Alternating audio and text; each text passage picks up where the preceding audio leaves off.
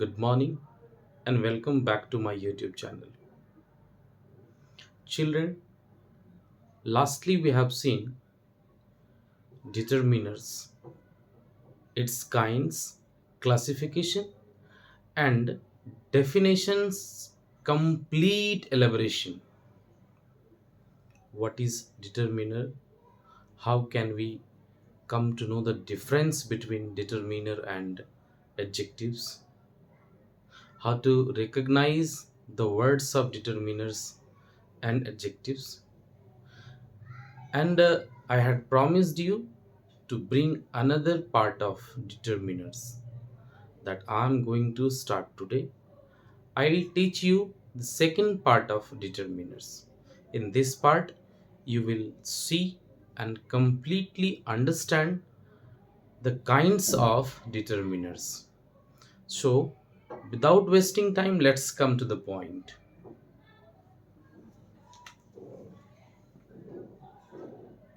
In the last class, we will just recall just it classification. Determiners को दो part में classify किए गए थे। मैंने बताया था आपको, पहला था क्या, ग्रुप ए। और इस ग्रुप ए में तीन चीजें मुझे पढ़नी थी। एक थे हमारे पजेसिव डिटरमिनर, दूसरा था हमारा डेमोन्स्ट्रेटिव डिटरमिनर, और तीसरा था आर्टिकल्स। तीन point, possessive determiners, demonstrative determiners and articles. In other hand group B, और ग्रुप बी में हमें पढ़ना था क्वांटिफायर्स। यहां तक हम लोग लास्ट क्लास में समझ चुके थे। अब आज के क्लासेस में हम इन क्लासिफिकेशंस को कंप्लीटली, इनके पूरे डिटेल्स को पढ़ेंगे कि पजेसिव डिटरमिनर्स क्या है, उनके यूजेस कहाँ कहाँ है, डेमोन्स्ट्रेटिव डिटरमिनर्स क्या है, उनके यूजेस क्या क्या है, आर्टिकल्स और क्वांटिफायर्स। जनरली मैंने कहा था आप लोगों को कि क्लासिफिकेशंस में हमें एडजेक्टिव्स के ही पार्ट को देखने हैं, पर ये क्वांटिफायर्स जनरली इनके यूजेस जो बेस्ड डिटरमिनर्स के तौर पर यूज किया जाता है, तो हम लोग उस डिटरमिनर्स की बात करते हैं। क्लियर है? चलिए, अब हम लोग आते हैं इसके पॉइंट नंबर 1 में। सबसे पहला चीज, पॉइंट नंबर 1,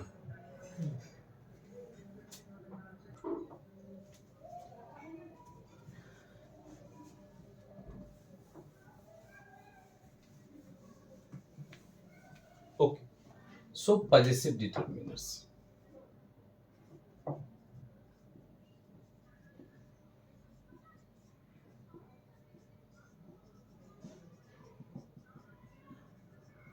ओके। फर्स्ट, अब एक बात तो आपको पता होनी चाहिए सबसे पहले कि ये जो पजेसिव वर्ड लिखा हुआ है, इसका मीनिंग क्या होता है ना। इसका मीनिंग होता है बिलोंगिंगनेस। सबसे पहली बात, या फिर हम लोग इसको कह सकते हैं ओविंगनेस, यानी आपके पास किसी चीज के प्रति किसी चीज का होने का राइट होना। क्लियर है? जैसे अगर हम लोग कहते हैं कि I have a pen, I have a pen, तो आप इसे ये समझ लें कि ये पेन किसका है, कंप्लीट तौर से मेरा है। तो इस पेन पर अधिकार किसका है, मेरा है। यानी कि इस पेन पर राइटफुली इस पेन का ऑनर कौन है, हम लोग ऑनिंग क्यों कर रहे हैं यहाँ पर, तो मैं कर रहा हूँ। क्लियर है? आप बस ये चीज समझिएगा सबसे पहले कि ये जो पजेस करने का बात होता है, किसी भी ऑब्जेक्ट के प्रति अधिकार स्वरूप दिखाना हो, तो आई यानी कि मैं जो है इस पेन का कौन है, मालिक हूँ, ऑनर हूँ, एक तरह से कह सकता है। इस पेन को पजेश कौन करते हैं, तो मैं करता हूँ। क्लियर है? तो पजेसिव डिटरमिनर्स का जो बेसिक डेफिनेशन है वो ये कहते हैं कि पेन का बिलोंगिंगनेस कौन है, या फिर किसी भी ऑब्जेक्ट का बिलोंगिंगनेस किसके पास है, कौन उनके राइट है। क्लियर है, कौन उनके जो है राइटफुली ऑन करते हैं उनको। चलिए अब हम लोग इनमें सबसे पहले इसको हम कंप्लीट तरीके से समझने का कोशिश करते हैं, और उम्मीद है अगर आप इसे बिना समय गवाए, आप बिना कहीं गए अपने जगह से इसे पढ़ते हैं तो आपको ये बिल्कुल समझ में आ जाएगी। सबसे पहली बात कि हम पजेसिव डिटरमिनर्स को सीखने के लिए हमें इस बात को आसानी से समझना है कि हमने ये जो लास्ट क्लास में मैंने पढ़ा था कि ये जो सब्जेक्ट के पार्ट होते हैं, ध्यान से देखिएगा आप लोग ना, सब्जेक्ट के पार्ट होते हैं, मैंने कहा था आपको कि ये पर्सनल प्रोनाउन का पार्ट है। अब इसे हम सिंगुलर नंबर बताते हैं और इसको हम प्लूरल नंबर बताते हैं। ये नोन है, ऑल नोन, आप सबको पता होगा। क्लियर हो गया। इधर क्या है हमारे, फर्स्ट पर्सन है, और ये क्या है, सेकेंड पर्सन है, और ये थर्ड पर्सन है। अब तीनों के हमारे दो दो पार्ट हैं, फर्स्ट पर्सन, सेकेंड पर्सन और थर्ड पर्सन, तीनों के दो दो पार्ट है। क्लियर हो गया। तो जब सबसे पहली बात आई फर्स्ट पर्सन के, वो दो हिस्से कौन कौन है, एक है आई और दूसरा है वी। सेकेंड पर्सन के हैं यू और यू। थर्ड पर्सन में हो जाते हैं हमारे ही, सी और इट, और यहाँ हो गए हमारे दे। बेसिक तौर पर अगर हम यहाँ पर जानना चाहें तो हमें किसी भी नेम को भी ले सकते हैं या कोई एक थिंग को भी हम बात कर सकते हैं। जैसे नेम के तौर पर मैं कह दूं राम और थिंग के तौर पर कह दूं पेन, तो आप समझ जाइएगा कि ये भी थर्ड पर्सन है और ये भी थर्ड पर्सन है। या फिर हम कोई भी अनकाउंटेबल नाउन भी हम चाहेंगे जो हमारे सिंगुलर तौर पर यूज करे जाते हैं, वाटर ना, तो वाटर भी हमारा क्या हो गया, थर्ड पर्सन का सिंगुलर नंबर ही यूज होते हैं वो भी। अब यहाँ पर हम दे कहें या हम इसके केस में कुछ और यूज कर सकते हैं, जैसे यहाँ नेम थे तो मैं यहाँ नेम की जगह पर नेम्स कर दूं, थिंग्स थे तो थिंग की जगह पर यहाँ थिंग्स कर देंगे। जैसे यहाँ राम था, यहाँ पर वो नाम दो हो जाएंगे, यानी राम एंड श्याम हो सकते हैं ना। थिंग्स की बात करी जाए तो यहाँ पर हम लोग थिंग्स को दो कर देंगे, पेन एंड पेंसिल कर सकते हैं। क्लियर है, समझिएगा आप लोग। तो ये सारी चीजें यहाँ पर Ram and Shyam third person plural number में काउंट आएंगे, pen and pencil third person के प्लूरल नंबर में काउंट आएंगे। अब इंपॉर्टेंट बात क्या है इसके अलावे जो आपको समझनी है, ध्यान से देखिएगा आप लोग। क्लियर है। मैंने कहा था आपको लास्ट क्लास में कि इस पर्सन को मैं ना एक फैमिली स्टेज दे देता हूं। एक तो आप समझ जाइए ये फर्स्ट पर्सन है, टॉप है, सेकंड पर्सन उसके ठीक नीचे, थर्ड पर्सन के नीचे। आप इसे एक फैमिली मैन के तौर पर आप इसको एक नाम दे दीजिए, आपको ये पॉजिटिव समझने में ज्यादा आसानी हो जाएगी। तो फर्स्ट पर्सन को मैं ना क्या करता हूँ, एक नाम दे देता हूँ कि ये फादर है। अगर हमारे घर के जो चीफ ऑफ द फैमिली होते हैं वो है, इनको हम मदर मान लेते हैं, जो second chief of the family. और यहाँ पर आप स्वयं को रख लें, यानी कि सेल्फ, खुद को रख लें। तो आप एक चीज समझ लीजिएगा कि सबसे ऊपर हमारे फैमिली में कौन हो गए, फर्स्ट पर्सन, फिर कौन हो गया सेकेंड पर्सन, और फिर कौन हो गया थर्ड पर्सन। क्लियर है, यहां तक आपको समझने में आसानी हो गई। पहले तो आप ये याद रखिएगा। इसके बाद अब हम लोग क्या करेंगे, पॉजिटिव वर्ड को क्लियर करेंगे, हमें बहुत आसानी से समझ में आ जाएंगे। राइट, चलिए हम पॉजिटिव वर्ड्स को क्लियर करते हैं ताकि आपको समझने में आसानी हो जाए। पॉजिटिव फॉर्म, क्लियर है, पॉजिटिव फॉर्म अब हमको समझना है।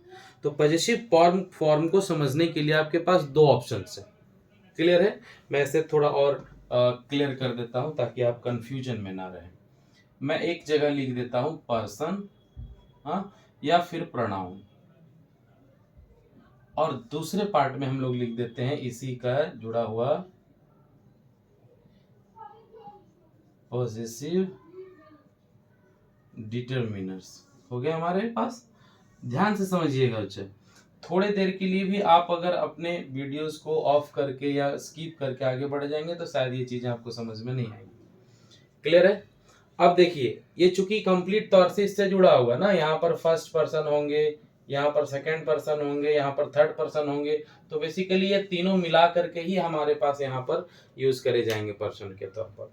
अब मैं यहाँ सारी चीजों को एक एक करके लिखता हूँ। पहला आई, फिर वी, फिर यू, ही, सी, इट और दे। क्लियर हो गया।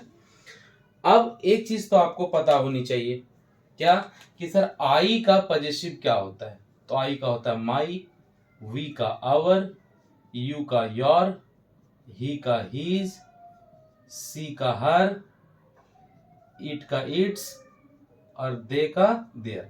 सबके साथ हमारे साथ प्लस में कौन होते हैं? नाउन। सबके साथ हमारे साथ प्लस में होते हैं नाउन। अब आप पहले ये समझिएगा कि आई का पजेसिव रिलेशन किसके साथ है? माई के साथ है। जैसे फॉर एग्जाम्पल अगर आपको समझनी हो कि आई हैव माई पेन ना, जनरली आप ध्यान से समझिएगा, आपको ये याद रखने हैं, आपको कुछ कुछ चीजें इंग्लिश में याद रखने हैं। एक तो ये याद रखिएगा first person, second person, third person. दूसरा इसका फैमिलियर रिलेशन जो मैंने बना दिया, फर्स्ट पर्सन को टॉप, सेकंड को सेकंड टॉप, थर्ड को आप स्वयं के तौर पर। तो ये जो पेन है, ध्यान समझिए, ये जो पेन है, आई हैव माई पेन, ये जो पेन है, इस पेन का राइट ऑनिंग किसका है? आप ध्यान से देखिए तो यहाँ पर कौन है? माई। यानी कि आई जो है, इनका पजेसिव डिग्री कौन है? पजेसिव वर्ड कौन है? तो आई के पजेसिव कौन है? माई है। यहाँ पर देखिए आपको स्पष्ट तौर पर दिख रहा होगा। क्लियर है? You have done your work. अब देखिए यहां पर कौन है? योर है। इनके पजेसिव कौन हो गए? योर हो गए। अब एक सवाल आता है हमारे दिमाग में कि सर आपने लिख दिया you have done your work, क्या हम लोग उस पार्ट को अलग कर सकते हैं? इसको हमको सीखना है कि क्या you have done your work के जगह पर कोई और डिग्री और कोई भी पजेसिव वर्ड यूज हो सकते हैं। चलिए मैं उस पर पहले चर्चा कर लेता हूं। क्लियर है? देखिएगा मैं इसी क्वेश्चंस को थोड़ा सा और क्लियर कर देता हूं ताकि आपको समझने में आसानी हो जाए। जैसे एक क्वेश्चन है, you have done dash work. हाँ, आप कभी कभी ऑप्शंस में देखते होंगे कि यहाँ माई लिखा है, कभी कभी देखते होंगे हीज लिखा है, कभी कभी आवर लिखा है और कभी कभी योर लिखा है। क्लियर है? अब यही समझना है आपको कि सर डिटरमिनर क्या है और एडजेक्टिव क्या है। यही आपको समझना है कि इसके फर्क क्या है, दोनों चीजों को समझना। पजेसिव डिग्री क्या कहते हैं या पजेसिव हमारे पास डिटरमिनर क्या कहते हैं? कहते हैं कि मैं जो सब्जेक्ट है उसी का किसी के ऊपर पजेस होता है। यानी कि पजेसिव डिग्री में अगर हम लोग जाते हैं तो सब्जेक्ट का अपना पजेस होता है किसी के नाउन के ऊपर। यानी अगर हम लोग उसको देखें तो you have done your work is only right option, this one is right option. लेकिन हम बाय स्पीकिंग फॉर्मेशन में अगर हम लोग चलें तो हम लोग स्पीकिंग में क्या देखते हैं? यू हैव डन, हम यहाँ पर माई वर्क भी लिख देंगे कि भाई आपने मेरा काम किया, तो you have done my work is also right. हम यहाँ लिख देंगे you have done his work is also right, you have done our work that is also right. But possessive नहीं होगा। ये तीनों के तीनों क्या हो जाएंगे? फॉर्मेटिव एडजेक्टिव हो जाएंगे। ध्यान में रखिएगा, ये क्या हो जाएंगे? एक फॉर्मेटिव एडजेक्टिव हो जाएंगे। अब ये फॉर्मेटिव एडजेक्टिव क्या है मैं आपको डिटेल में पढ़ाऊंगा। फिलहाल आपको ये ध्यान रखना है कि पजेसिव क्या सिखाता है? पोजीशन सिखाता है two on the things with the same man और with the same perfect belongingness. ठीक है, ध्यान रखिएगा। जैसे इस जो नाउन है इसका बिलोंगिंगनेस किसके पास है? तो इसका बिलोंगिंगनेस क्या है? ये सब्जेक्ट के पास है। क्लियर हो गया यहां तक? अब हम लोग चलते हैं कि अगर ये सिंगल सब्जेक्ट था, अगर ये सब्जेक्ट यहां पर डबल हो जाते हैं तब हम लोग क्या करेंगे, मैं आपको समझाता हूं थोड़ा देर के लिए। क्लियर है? चलिए थोड़ा सा ध्यान से देखते रहते हैं और जो भी होगा आप लिखते जाएं, नोट्स बनाते जाएं, शायद आपको उससे क्या होगी? आसानी होगी समझने में। चलिए अब हम लोग बात करते हैं कि अगर वहां मल्टीपल सब्जेक्ट आ जाए, कंपाउंड, कंपाउंड पर्सनल प्रोनाउन, अगर ये कंपाउंड पर्सनल प्रोनाउन यूज करे जाएं तब हमारे पास कौन से पजेसिव डिग्री का यूज होगा और कैसे होगा, इसको समझिएगा थोड़ा ध्यान से आप लोग। ठीक है, इसको आप फीचर्स 2 मान लीजिएगा, फीचर्स 2। अभी इसके पहले जो था फीचर 1 था। हाँ, अब देखिए एक सेंटेंस लिखा है यहाँ पर, you and I have done dash work. Clear है? समझिएगा थोड़ा सा।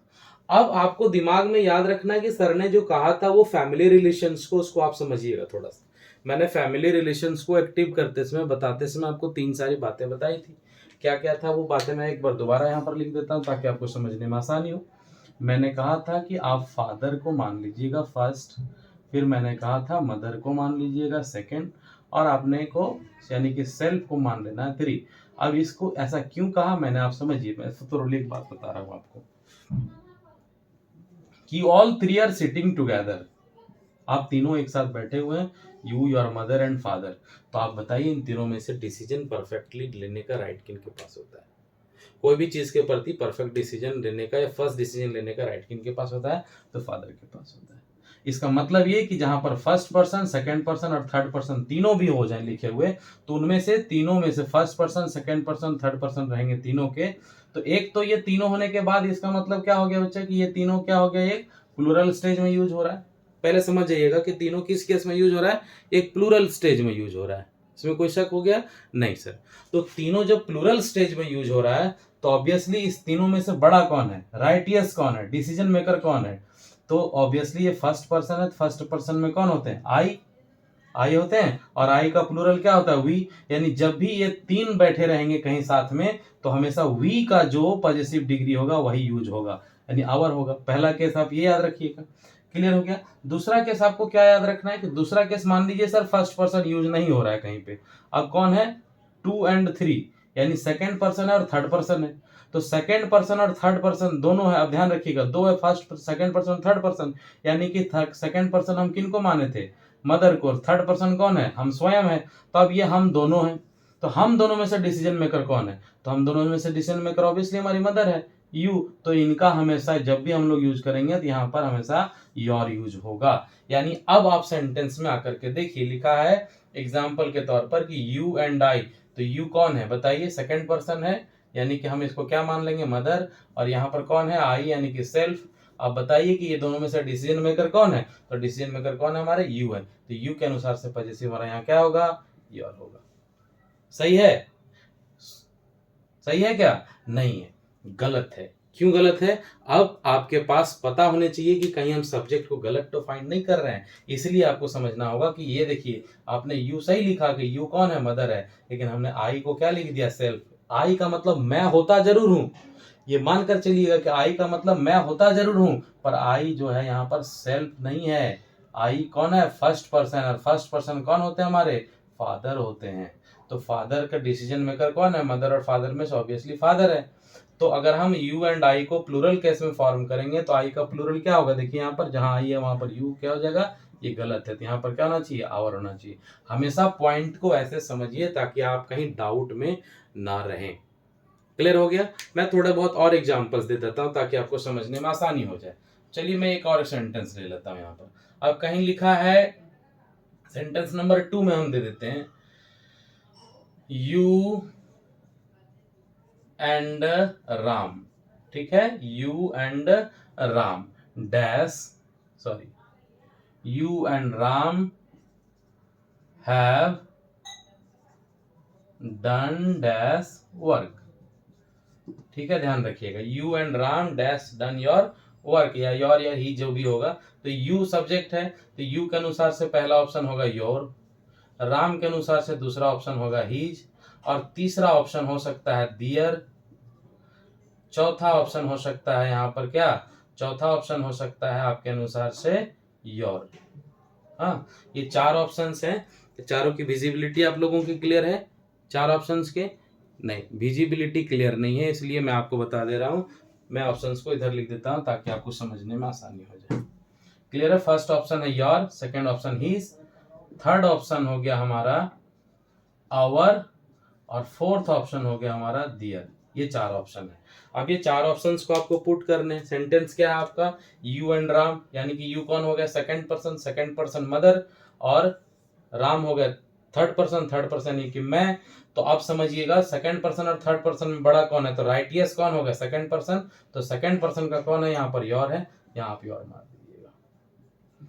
क्लियर हो गया? यानी कि आपको ये तरीका याद रखना है चूज करने का कि जहां फर्स्ट सेकंड थर्ड तीनों पर्सन हो सर, वहां फर्स्ट पर्सन का प्लूरल हमेशा बनाएगा पॉजिटिव, और जहां सेकंड और थर्ड हो सर वहां पर हमेशा सेकंड पर्सन बनाएगा क्या? अपना पॉजिटिव। अकेला थर्ड पर्सन हो तभी बन सकता है, अन्यथा थर्ड पर्सन अगर किसी कंपाउंड तौर पर यूज किया जाए, कंपाउंड पर्सनल प्रोनाउन के तौर पर यूज किया जाए, तो हम लोग उसको यूज नहीं करेंगे। आपको यहां तक समझ में आ गया होगा? पॉइंट क्लियर हो गया यहां तक?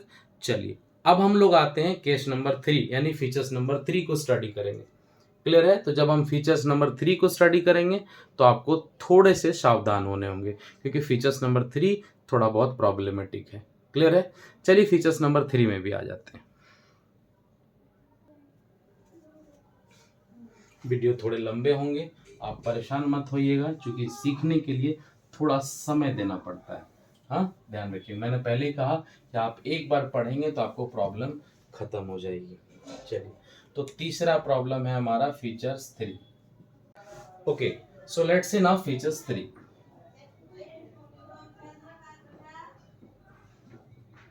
Features 3 clear? फीचर्स 3 क्या कहता है कि अगर कोई noun each, every, any, some, no, all, either, neither, etc से जुड़ा हो। क्लियर है? ध्यान रखिएगा, मैंने क्या कहा कि कोई सब्जेक्ट अगर each, every, any, some, no, all, either, neither से जुड़ा हो तो पॉजिटिव केस क्या होगा। क्लियर है? ध्यान से समझिएगा।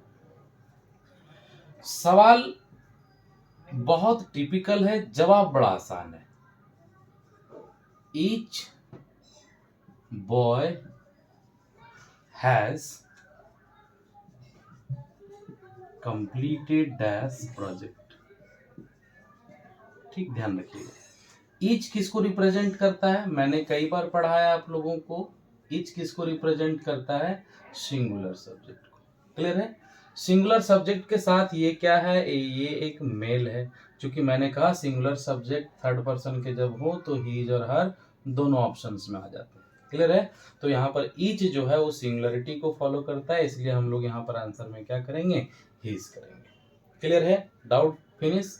लेकिन ध्यान में ये चीज रखिएगा कि कभी कभी आपके क्वेश्चंस ऐसे आ जाएंगे कि each and every student of this school dash has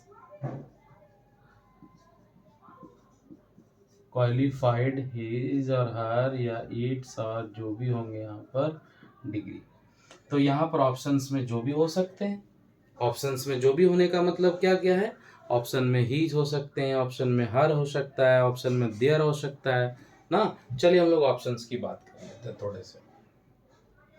options हैं A his, B her, C there, D its. Okay, अब देखिएगा ऑप्शंस हमारे पास सब है। सवाल आपके पास ये है कि सर क्या ईच को हम लोग एक मान लेंगे, अगर हम एवरी को एक मान लेंगे तो हमारा क्या हो गया? 2 हो गया, क्योंकि मैंने पहले क्या कहा? ईच रिप्रेजेंट करता है किसी सिंगुलर नाउन, तो ईच मीन्स 1 और एवरी मीन्स 1। अब यहां पर आपको समझना जो मोस्ट इंपॉर्टेंट बात है वो है ये क्या लिखा है? एंड लिखा है। ध्यान रखिएगा, मैं आपको समझा देता हूं कि अगर कहीं पर 2 एंड लिखे हो, एक एंड ऐसे और दूसरा ऐसे लिखा हो तो इसका एक मीनिंग होता है। आपको समझना चाहिए, आपको बहुत अच्छे से समझना चाहिए इसको। क्लियर है? अगर ये एंड लिखा हो तो ये प्लूरल को रिप्रेजेंट करता है जनरली, और ये एंड लिखा हो तो ये कंपाउंड नाउन को रिप्रेजेंट करता है, जो क्या होता है? ये सिंगुलर होता है। और सिंगुलर नहीं भी तो ये कंपाउंड नाउन होता है। ये चीजें आप हमेशा याद रखिएगा। क्लियर हो गया? ये क्या होता है? कंपाउंड नाउन होता है। अब अगर हम लोग देखते हैं कि सर ये अगर कंपाउंड नाउन है, ये अगर कंपाउंड नाउन है तो सिंगुलर है, और ऐसे भी हमने कहा ईच और एवरी जहां कहीं भी यूज हो हम लोग सिंगुलर मान करके चलते हैं। तो स्टूडेंट है, स्टूडेंट के तौर पर हम लोग क्या करेंगे? तो ईच एंड एवरी स्टूडेंट, हमारा हीज भी सही हो सकता है प्लूरल के केस में, हर भी सही हो सकता है। क्लियर हो गया? ध्यान रखिएगा ये दोनों बातों को। अब हम लोग आते हैं इसके एक और केसेस में, हम लोग उनको क्लियर कर लेते हैं, क्योंकि कभी कभी ऐसा होता है कि नेक्स्ट फीचर्स में हम लोग समझ लेते हैं उसके बारे में। फीचर्स 4 क्लियर है? देखिए फीचर्स 4 क्या है? फीचर्स 4 कहता है, फीचर्स 4 कहता है कोरिलेटिंग कंजंक्शंस। आप कोरिलेटिंग कंजंक्शंस का नाम सुनते ही आपको समझ में आ गया होगा कि ये कोरिलेटिंग कंजंक्शंस क्या है। क्लियर है? A word of conjunction in pair. हाँ, क्या लिखा है यहां पर देखिए, a word of conjunctions in pair. Clear हो गया। तो अगर हम लोग बात करें word of conjunctions in pair, तो कौन कौन से वर्ड आते हैं इसमें? इसमें वर्ड आते हैं ईदर और, neither, nor, not only, but also, hardly, when, ऐसे कुछ कुछ वर्ड्स आते हैं, ध्यान रखिएगा, जो पेयर्स में आते हैं। तो अगर ऐसे कभी कोई वर्ड्स आ गए जहां आपको समझना हो, जहां आपको क्लियर करना हो, पोजीशंस को फाइंड करना हो, तो आप हमेशा ध्यान में रखिएगा। मैं आपको इसका एक एग्जांपल दे दे रहा हूं, एक या दो। इधर राम और सीता। हाँ, इधर राम और Sita has to find dash lost file. अब सवाल है यहां पर कि सर इधर राम और सीता, देखिए दोनों यहां पर सब्जेक्ट है इधर राम और सीता। तो हम लोग जब भी फाइल को प्लूप करते हैं तो आप लोगों को समझ में आता होगा कि सर इधर राम और सीता के केस में हम लोगों ने कभी भी यहाँ पर सब्जेक्ट के तौर पर जब भी देखा है तो इधर को नहीं देखा, हमने किसको देखा? हमेशा और को देखा। तो और में यहाँ पर कौन है? सीता है। तो सीता कौन हो गई? सीता एक मेल है या सीता एक फीमेल है? क्योंकि हमने हमेशा सिखाया हीज और हर का ऑप्शन देखिएगा, अगर हीज और हर का ऑप्शन दोनों एक साथ आते हैं तो करेक्ट कर दीजिए, अलग अलग आते हैं तो आप सब्जेक्ट के अकॉर्डिंग देख करके उसको आप फाइंड कर सकते हैं। क्लियर हो गए हमारे पोजीशंस के फॉर्म्स। अब हमारे पोजीशंस के फॉर्म में सबसे लास्ट ऑप्शंस बते हैं और आखिरी फीचर्स हम उसको कह सकते हैं। क्लियर है। लेकिन अगर हम लोगों को थोड़े बहुत समझने हो, क्लियर करने हो, तो आप आसानी से ऐसे सेंटेंसेस को फ्रेम आउट कर सकते हैं। बहुत तरह के फ्रेम आउट आप खुद से कर सकते हैं और बना सकते हैं। अब आखिरी रूल और सबसे इंपॉर्टेंट रूल, इस क्वेश्चंस को हमेशा अक्सर एग्जामिनेशंस में पूछे जाते हैं। हाँ, कई बार आप सीजीएल में ऐसे क्वेश्चंस को देखते होंगे। जब सीजीएल का एग्जाम होता है जिसमें इंग्लिश का लेवल थोड़ा स्ट्रांग होते हैं, बैंकिंग लेवल में ऐसे क्वेश्चंस पूछे जाते हैं, तब क्वेश्चंस में आपको थोड़ी बहुत ध्यान रखना है। क्लियर है। मैं कुछ कुछ वर्ड्स आपके बोर्ड पर लिख दे रहा हूं जिसे आपको समझना है।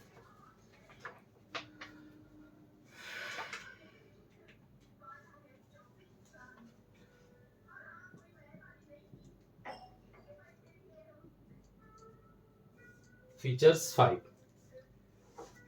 क्लियर है। फीचर्स 5। अब हम लोग फीचर्स 5 की बात करते हैं। फीचर्स 5 का इंपॉर्टेंस हम लोग देखते हैं। फ्यू वर्ड्स लाइक, अब वो जो वर्ड्स है उसको हम लोग देख लेते हैं। जैसे हम लोग बोलते हैं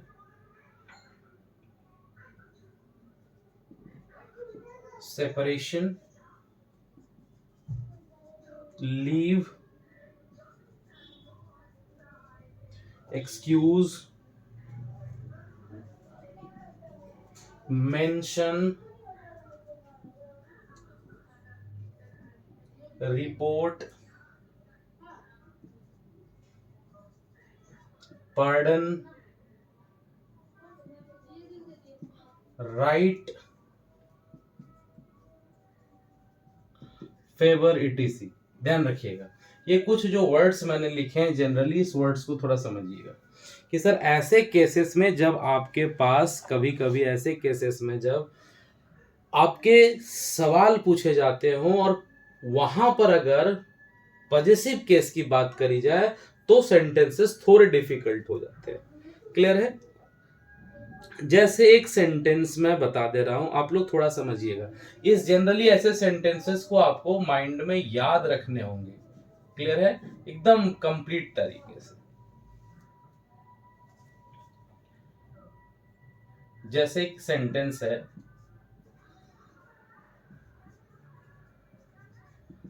योर सेपरेशन देखिए मैं उसमें से किसी एक वर्ड को ले रहा हूं, वहां पर लिखा हुआ है योर सेपरेशंस, मैं इस वर्ड्स को ले रहा हूं पहला एग्जांपल के तौर पर। Your separation is very painful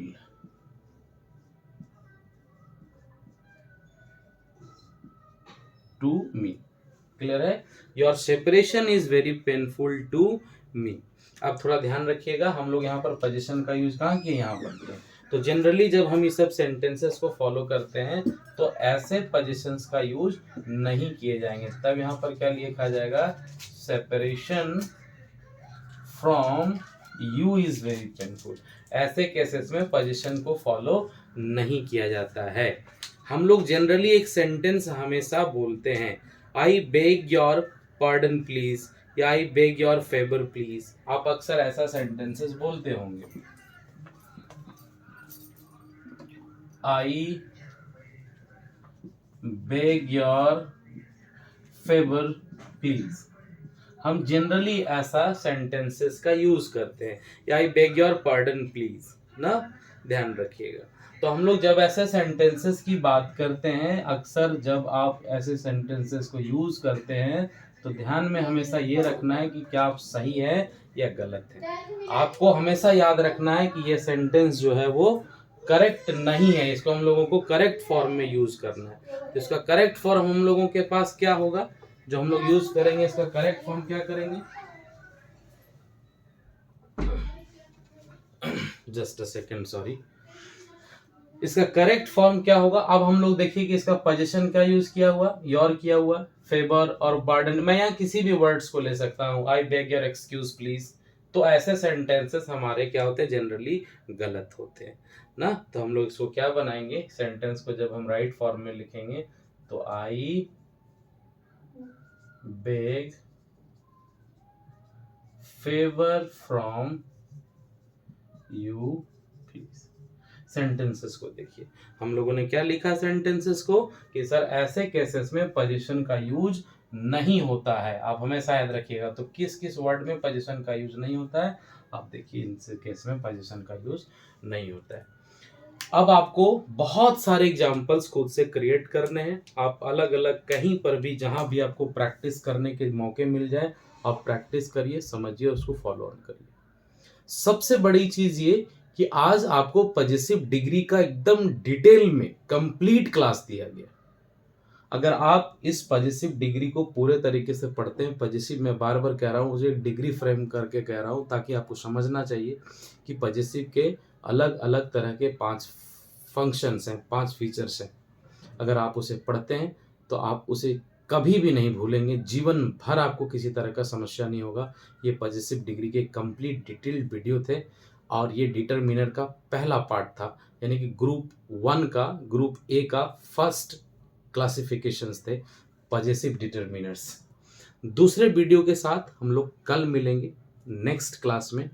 आप सब लोग इस वीडियो को देखिए और अपना प्यार दीजिए। चैनल को हो सके अपने आसपास दोस्तों के साथ शेयर करें। चैनल नया है, आपका सपोर्ट बहुत आवश्यक है। आज के लिए इतना ही। Thank you very much.